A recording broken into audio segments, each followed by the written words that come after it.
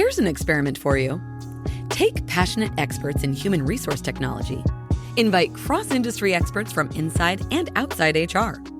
Mix in what's happening in people analytics today. Give them the technology to connect. Hit record.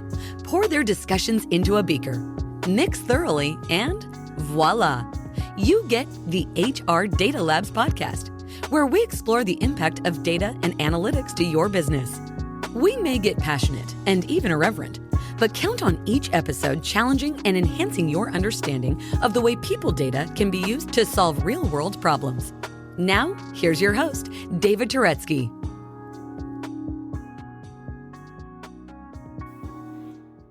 Hello and welcome to the HR Data Labs podcast. I'm your host, David Turetsky. Like always, we try and find fascinating people inside and outside the world of HR to give you an understanding about what's happening in the world of HR data analytics and technology. Today, we have with us Siri Chilazi. Siri is with the Women and Public Policy program. She's a research fellow there at the Harvard Kennedy School. Her life's work has been to advance gender equality in the workplace through research and research translation. Siri, what is research translation? That's a great question, David. It's so lovely to be with you here today. Thanks for having me. Thank you for being here. Yeah. Research translation is the process of taking insights that we've generated through research in academia and bringing them to the practitioners out in the quote unquote real world who can actually do something with those insights. So it's really great to write these papers and publish them in journals that no one ever reads. But what I care about is making sure that the knowledge that we're generating is actually changing the world. And in order to do that, it needs to get in the hands of people like HR practitioners, like diversity, equity, and inclusion professionals who are really doing this work day in and day out in organizations. That's wonderful. And actually, so that everybody knows, we are going to have a couple of your papers as attachments to the podcast, and the links will be on our webpage. So if you want to read these wonderful tools that Siri has created, please go to those artifacts and read them. They're fascinating. Thank you. I also didn't introduce, and I'm sorry, but Dwight Brown is with us. Hey, Dwight. Hey, David. Good to be here. He will serve as co-host today. Yes. So one thing that you may not know about Siri, you actually have a second career. What's your second career, Siri? My second career is being a fitness instructor and fitness educator. So my whole life combined has sort of the mind piece and the body piece. Brings it all together. It's fun. That's awesome. So when we say, hey, Siri, can you make me fit? That's sorry. I can try to help. No. You're going to have to do the work. Sorry. I had to. For all of us who own iPhones, that's a terrible joke. So I apologize. So our topic for today, which is a really cool topic, is using data, or organizations using data as an engine for progress on diversity, equity, and inclusion programs. And these are very near and dear to my heart as I've developed DE&I analyses to try and help that. But Siri, that's really cool. Thank you. I am very passionate about this topic because we use data in organizations in pretty much everything else that we do. We measure our budgets, our sales targets, we have deadlines attached for product launches. But in the realm of HR and DE&I specifically, the use of data strategically is a little bit new. And to really make progress in this arena, I think we have to take the same rigorous, evidence-based, and data-driven approach as we have taken in all other areas of our business. That's perfect. That actually leads me to our first question of the day, which is, when we are talking about DE&I data, what are we talking about? What actually constitutes DE&I data? It's a fabulous question because oftentimes when we talk and think about this, we think of DEI data as representation, as counting the people who are in our organization, the women and the men, the people of different races and ethnicities, veterans, non-veterans, and so on and so forth. That's just the D of DE&I. Right. That's data that relates to diversity. And that's, of course, an important starting point, but it's really important that we don't make it the end point because it's equally important to measure aspects of equity and inclusion. So let me give you a few examples. One way that you could think about measuring equity would be to look at the amount of time that different groups of people spend at a given rank or at a given level before they get promoted. And if we're seeing systematic differences where, for example, white men get promoted faster and spend less time at various different ranks compared to, let's say, women of color or veterans, that might be indicative of something about the promotion process that we need to look at that's driving those unequal outcomes. That would be one example of measuring equity through data. Another example, of course, is pay gap analyses and looking at those by gender and race and other characteristics. And then there's inclusion. This is where things like employee satisfaction or engagement surveys come in. This is where qualitative interviews or focus groups come in, where we fill in the gaps that are left by surveys to really understand what are driving certain groups' differential perceptions of inclusion and belonging in the workplace. Right. And so it's only once you've measured all these three types of data points, whether they be quantitative or qualitative, that you can really develop a holistic picture of DE&I in your organization. So let me go back to the question. So the question I want to ask you is that when we think about something like overtime and we think about time worked, I think one of the things that we tend to forget about with making decisions about people is we need to make decisions about people fairly for not just the pay that we give them, not just the opportunities we give them for advancement, but also the opportunities to actually work. How many hours have I given people? How much overtime have I given people? Can they work that? I think a lot of times we kind of gloss over the facts that people have the lives outside of work. And while the manager may or may not know what the situation is of the person, they may either factor that in too much and probably underestimate the need and or ability for someone to do overtime, or may make a decision in the wrong way and not provide overtime to people who desperately need it because they think their situation doesn't allow them to do it, which is probably a DE&I problem, isn't it? Absolutely. And this is where the data of who has worked the most overtime might help you expose some of those patterns. Another related aspect is work and project allocation, which is not just how are people working and when, but what are they working on? Right. When there's an opportunity to represent the company externally, give a talk or speak on a panel or work on a high visibility stretch assignment that gets you to interact directly with the senior leadership. Who are the folks that we are giving those opportunities to? These are actual tangible things that we can measure and track over time to see if there are any differences between different groups of employees.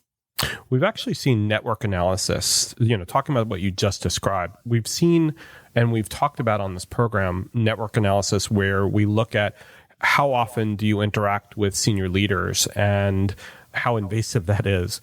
And I think what you're talking about is giving people the opportunity to be given those interactions or to take those opportunities to have those interactions. And part of that will definitely be, can people, whether it's of color or of Latino status or veteran status, can they get those opportunities as well to present in front of senior leadership or externally to clients?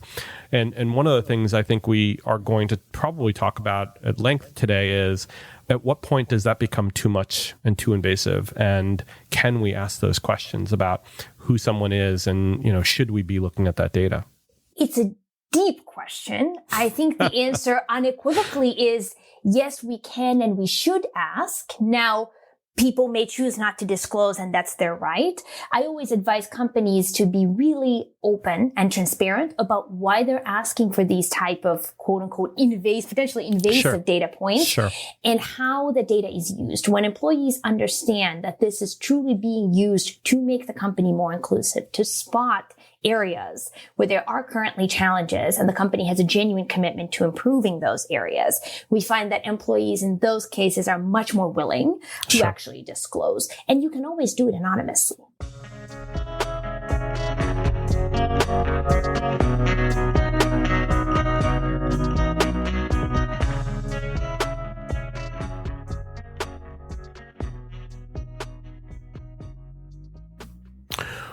And that brings up the next question, which is how do we understand what type of data could we be collecting and should we be collecting? And I think you talked about it a little bit there. And I think we're going to talk a little bit about anonymous versus identified and a little bit more color. But Can you tell me, what do we need to know, or what do we not need to know, or how far can we go? Hey, this is William Tincup, and you should know about the You Should Know podcast. It's a topical, fun podcast with Ryan, myself, and a guest, or guests, plural sometimes, and we tackle the most timely topics of the day. Give it a look, give it a listen, and subscribe. Thanks. Where I would always start with any organization is with all the data that you already have. As part of hiring these employees, you've collected a lot of data about them. And as part of their employment with you, you know what they're paid, when they got promoted, when they switched offices or geographies, right? There's all this, you know who they report to, if that changed at any point. So companies have more data at their fingertips than they even realize. The biggest problem seems to be that these data often live in disparate databases that are not easily accessible, maybe multiple databases that don't talk to each other. No one's ever taken the time to actually go in and analyze the data and pull it together and represent it visually in a way that would be easily accessible. But it's still there. We can do all of those things. So I would say start there and first understand what you have, and then look at where are the gaps. So maybe you have some of this quantitative data about your employees' advancement, but you've never actually asked them. You've never talked to them about how committed they are to staying with you, whether they're happy with their career trajectory, whether they feel like they have opportunities at their fingertips, the types of opportunities that they want, or whether they're starting to look externally because they feel like their advancement is capped. So you might identify that as a gap that you then seek to fill through surveys, through interviews, through focus groups, and other means. Yeah, I think one of the problems with the data you're talking about, though, is a lot of time what we found at Turetsky Consulting is that the data is absolute crap. You know, and I'm not talking about the other data. I'm talking about the core data that we have in our HRMS is usually poor. It's collected over decades. It's specious at best. Things change. Names change. There are new rules and regulations. There's even the situation where, and I don't know if you've seen this, but I've definitely seen this recently, where people now have a different sense of self around their gender identity, and the HRMS doesn't have the capability of actually supporting collection, if the client wanted to, the collection of the LGBTQ type that they identify with, or that they don't want to identify at all, and that they want to be, kind of, gender neutral. Yeah, no, that's a real issue for sure. What I would challenge companies to think about is whether they would accept this status of data in another realm of their business. Let's say their sales numbers or their financial performance. I would venture to say that most organizations would not accept not having accurate data at any moment about their financial performance. So they've invested in systems that serve their needs in that arena. And that's the commitment that we need to see in the area of DE&I as well. So if you're unhappy with your current systems, upgrade them. Invest in a newer vendor that offers more options for gender identification, for sexual orientations identification, that allows you to collect other metrics that you think are important that your current system doesn't allow you to collect. I think many organizations might not have that opportunity yet, but they might see it as being necessary given that things like Regulation SK, which require the disclosure of material metrics, the material human capital metrics. And, DE&I is one of those wonderful human capital metrics that obviously shareholders care about and people care about, customers care about. And so I'm hoping that with Regulation SK, more companies disclose things like this, that they're at least say publicly, whether it's through marketing or through their executives, that they care about them. One fruit-based company or fruit-labeled company, really cares about DE&I stuff. And they do a lot of things very publicly that enable people to understand where they are in the spectrum of being supportive or not. We hope that other companies take that example and actually do, as you say, make investments where they need to be able to do that, to support that. Another thing that I would say with this too is, so Siri, just for your knowledge, I'm kind of the data governance evangelist of our group, and I think that really hits on the point that David originally brought up, that you need to have solid data governance in place to be able to look at those pieces of information and say, are we collecting the right data? Are we collecting it in the right format? How are we updating that data on an ongoing basis? How are we updating that in the process reports that we have? And oftentimes organizations struggle with data governance and where to focus their efforts. And the organizations who say, look, DE&I is a huge priority for us, that really helps them to be able to focus on the data governance side and say, okay, out of all of the things that we have on our plate, we are going to look at this first. This is going to be a priority for us. And I think the more that we do that, the better it's going to be. And it allows us to be able to maybe modify the current systems as opposed to having to look at other systems. Or it lets us know that, no, we're not going to be able to do it with this system. We have to go somewhere else to a different platform. So I think that's another component that definitely goes with all of this. Totally agree with you, Dwight. I think whenever something is a real, genuine priority, we find a way of getting it done. Yes. In any part of our organizational life. Yes, definitely. Definitely. Like what you hear so far? Make sure you never miss a show by clicking the subscribe button now. This podcast is made possible by Turetsky Consulting and listeners like you. Thank you for your support. Now back to the show.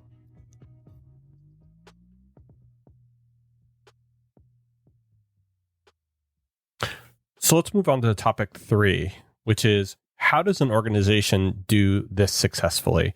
What does the research tell us? What does your experience tell us? Give us some examples. I'd love to share with you a story that actually crystallizes a lot of what research would suggest are the best evidence-based practices in this area. And this story comes to us from the BBC, the British Broadcasting Corporation, headquartered in the UK. Sure. They have a very ambitious effort underway to equalize the representation of women and men in all of their journalistic content. So the idea is that if you watch an hour of TV, you should see 50% women and men represented on screen in that time. Or if you read an article on their website, it should quote by name 50% women and men and so forth. And by the way, they're extending these monitoring efforts now to ethnic representation as well as disability representation. Sure. But that's too new to talk about quite yet. But what they did is they basically had all the journalists and content creators themselves record the data of who they were featuring in their programs. And I think this is the first lesson, is oftentimes in organizations, we have some people sitting in HR, in people analytics, who are the collectors and holders of the data. And then we have our leaders and managers in a totally different part of the organization who are actually making the day-to-day decisions about hiring, firing, promotion, that drive what the data look like. In being able to bridge that gap between who's generating the data and who's monitoring and tracking the data is very powerful. Because what we kept hearing from the journalists and the content creators was that as they were looking at their own data on a daily basis and then tallying it up weekly and monthly, they were able to course correct immediately once they saw that there was a huge gap emerging. Whereas if you just get an annual report from HR, by the time you see the data, it's too late to do anything about it. Right. So that was one lesson. Another big thing that the 50/50 Project at the BBC has done is they share all participating teams' data every month. So the data is generated every day, but once a month it gets shared among all participating teams on an internal dashboard. And again, behavioral science shows us that peer comparison and seeing how you're doing stacked up against others is an enormous motivator of behavior change. Nobody wants to be at the bottom. No. And when you see how you're doing compared to others, that's really a motivator to kick things into gear. And this is another aspect of DEI data collection and sharing that is missing in most organizations. It's really strategically using it as a driver of behavior change. But Siri, what kind of training has to go along with those kind of visualizations or that kind of data?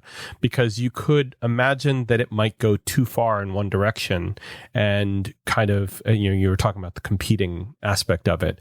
All too often we see that there's collateral damage from, going too far or not going far enough. And how do they get to that right balance? And does training come into it? That's a real potential pitfall. Well, there's a couple of pitfalls, actually. One is the myopia effect, which is you only start to focus on the things that are being measured. But of course, that's not all that matters. And so then you start excluding or ignoring a lot of other important things. So I think that's one real pitfall. And then the other real pitfall, too, is it becomes a check the box exercise. Right. Instead of data being a tool to make the real progress in the organization that you're looking for. So the numbers might look good, right, in the short term. But if people are having a horrible experience, if you've hired a bunch of people of color onto your team, but you're never giving them an opportunity to actually contribute to decision making, their voices are ignored, they're not getting equal opportunities to advance, sooner or later they'll leave. And so that is part of the argument for measuring DEI holistically, right? Absolutely. Is we can't stop just with those representational numbers, but we also have to look at what those people's experiences of the organization are once they're in-house and how their career trajectories evolve over time. And I think that drives another question that I have, which is that it doesn't have to be just DE&I data that they're utilizing in order to be able to make better business decisions about their people and about what's going on, because that's just one aspect of the manager making better business decisions, right? 100%. She or he or they really have to take into consideration the kind of, and I hate to use this word because it sounds so psychological, the gestalt, the everything that makes the business decision better. So yeah, there is P&L metrics that go in. There are HR metrics that go in. There's competitive metrics like the competitive market for hiring people. There are other probably aspects of the jobs that they're looking at too, whether it's experience, whether it's customer feedback that you're getting, to be able to put the right people in place to be able to do the right job. So how is it working in that DE&I fits into the overall analytics strategy and the overall data strategy of an organization? The hiring example that you brought up is a really good one. So one often used traditional metric for hiring teams is time to fill a role. Exactly. The idea being that the faster you can fill open roles, the better you're doing. And that's kind of what you get incentivized on and evaluated on. We also know that that often goes against goals to diversify the workforce, because diverse candidates, people who don't look exactly like all the people that you already have in your organization, it just might take longer to find them because you have to build relationships. You have to fish in pools that you haven't fished in before. So you have to start with your true goals and the true strategy and say, what is our priority? Is our priority to just find someone quickly and put butts in seats? Or is our priority to find the best person? And in fact, ideally someone who brings new and complementary strengths to our team, which by definition means that they don't think exactly the same way as everyone who we already have. And if that's a real priority, then we recognize that it might take a little bit longer and we might need to shift how we incentivize and evaluate our recruiters. We might have to change those metrics, as you were saying. And I think it goes back to also changing the process too, not just those metrics, which I love your example because it drives another great, I think what drives another great example of how sometimes we have automated things that probably shouldn't be. And I'm thinking more so about those questions that get asked on the front end of the recruiting process that actually will filter out candidates almost immediately. And they may actually be more diverse candidates that get filtered out.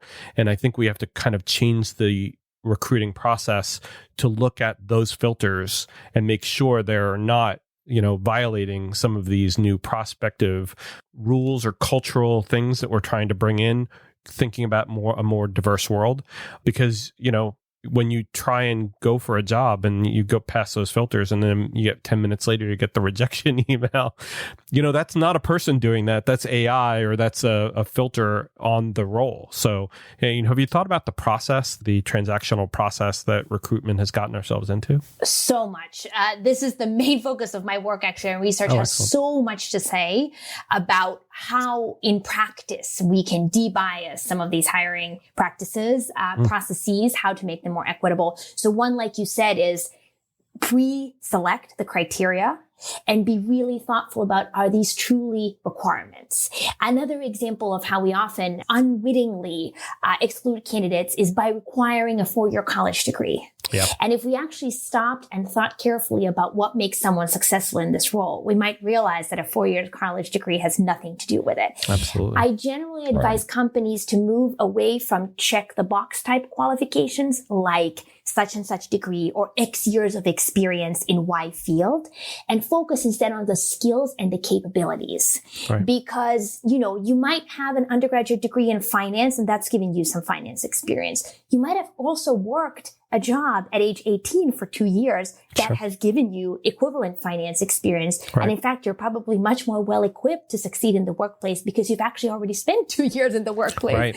whereas a college graduate hasn't, right? Right. So exactly. Stepping back from all the things that we now do automatically, just replicating old patterns and saying, wait a minute, let's review this job description. Let's think about which criteria are absolute must and which are actually nice to have that we could just let go of. Right. Let's rethink how we're attracting candidates and where we're talking to them. If we've only been posted on LinkedIn and we get a certain profile of candidates, let's find other job boards to post on and see if that helps to find different people. Right. We have to experiment and test and learn.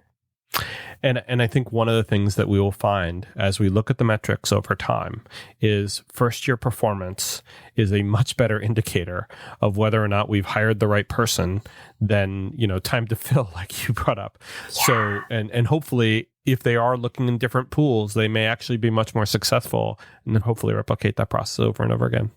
Yeah. And speaking of first year performance, that's great for once you've hired them. But before you have, research shows that the most predictive evaluation method, it's not an interview. It's not a resume review. It's actually a work sample test, which is quite simply an exercise or scenario that's designed to mimic the actual job as closely as possible. So let's say you're hiring someone into a role where they're going to have to write a lot of things. Instead of talking to them about how they would write, have them just write something and evaluate the quality of the writing, right? And that's actually the most predictive way to identify who will be successful in the actual tasks that you'll want them to do. And it's a very underutilized tool in organizations at the moment, these work sample tests. Isn't that much more of a resource hungry methodology as well? I mean, I don't know. There might be AI that can go and actually evaluate the writing sample, but that also might need human interaction. I think it depends entirely on how you execute this. So think about the time that it takes to review a resume. Sure. What if you took that time and instead had someone read a 2-paragraph writing sample from a candidate? Right? That wouldn't necessarily increase the amount of time taken in the hiring process, but you would be looking at much more diagnostic high quality information. Sure. Oh, no, I think it's a really great suggestion and a really great example of how we can, make the process fair. Absolutely. Mm-hmm. Or another example could be, let's say now you conduct a 30-minute interview, and the interview goes along the lines of, so tell me about yourself. Oh, why should we hire you? Right? Very vague questions that really do nothing to suss out the candidate's capabilities or skills. What if you instead spent that same 30 minutes role-playing an actual scenario from the job with them? Totally agree, Siri. But I think that goes back to the training. There needs to be a retraining because managers aren't born. Yeah. Managers are trained. And I think I can count on my one hand how many hours of manager training I've received over my lifetime in interviewing skills. Yeah. And we have an employee here, so you can vouch for that. But I think it goes back to what can we do to make the manager's experience better and then the candidate's experience better and even the recruiter's experience better by giving the manager or the hiring team actually the right questions and skills in order to be able to find that right person, not the way in which we used to do it, but the way in which we want them to do it. Yeah, I totally agree with you, David, about the importance of training. I would say The magic formula is training plus process. Oh, sure. So an example would be interviews. And again, the traditional hiring interviews, completely unstructured. Every interviewer asks the candidates different questions, whatever questions they want. The questions don't necessarily have anything to do with competencies. So we can't even really compare candidates apples to apples. So a great evidence-based, research-based process change there would be to move to structured interviews where all the candidates get asked the same questions in the same order. And we have an evaluation rubric that says, okay, a good answer to question one looks like this. So the scale is 1 to 5, so on and so forth. So that would be the process change. But then to make it really successful, you want to train the managers, right? You want to explain, here's the science behind why we're making this process change. Here's why structured interviews are superior to unstructured interviews. Absolutely. Here's how you really evaluate candidates in the moment. Here's what to be on the lookout for. And I think it's when you combine those two components, you both give candidates the best experience. Absolutely. You enable the interviewers to feel successful and to feel well equipped, but you also increase the chances that the process change will stick. But I think you have to then marry that with collection of that data at the end. Absolutely. And then carefully keep that data. I don't mean keep it on the shelf. I mean actually collect it inside of a system and then be able to judge, we hired this person based on those answers, and create the right algorithm to say, what would have been the better combination of answers that would have got us a successful employee? Because over time, we now have modeled the pattern, we've seen the results, and now we can create the right algorithm that says, this is the right person to hire based on the collection of data in a better process. Exactly. 100% agree. And it's a never ending learning loop. You make a process change now, you collect a couple years worth of data to evaluate its impact, and then you tweak again. Exactly. And then you keep monitoring the data. Exactly. And just like in business, you're never done. No. You've never sold enough, right? Absolutely. Right. You always have to create a new product, and you need to sell more, and you need to develop a better product. Yeah. But can we please do one thing as a process change? I beg of you. Can we please get rid of the spirit animal question? I really want to see the data. Yes, we can. I want to see the data of who thought asking about spirit animal was the right question during an interview. Well, and that's the question that I put to all the organizations that I work with when they ask me to review their interview questions from a research standpoint. Right. I will flag those little comments in Microsoft Word on the side and say, which competencies and capabilities is this testing? What will the answer to this question tell you that helps you to determine the candidate's competence? And I just put it up to them and you tell me. Yeah. Well, I was asked that recently when we were hiring someone, and I just said, yeah, okay. That's great. Thank you. We hired the person anyways, and they're actually turning out to be phenomenal. So, but now I'm dying to know, what is your spirit animal? That's a great question. I'll have to go back and remember it. I don't remember it. I think it might have been a turtle. No, it was a raccoon. Anyway, but that's data that you're never going to actually see stored in an HR database. So you're never going to see that in a metric. Right, Dwight? That's right. That's my data governance guy.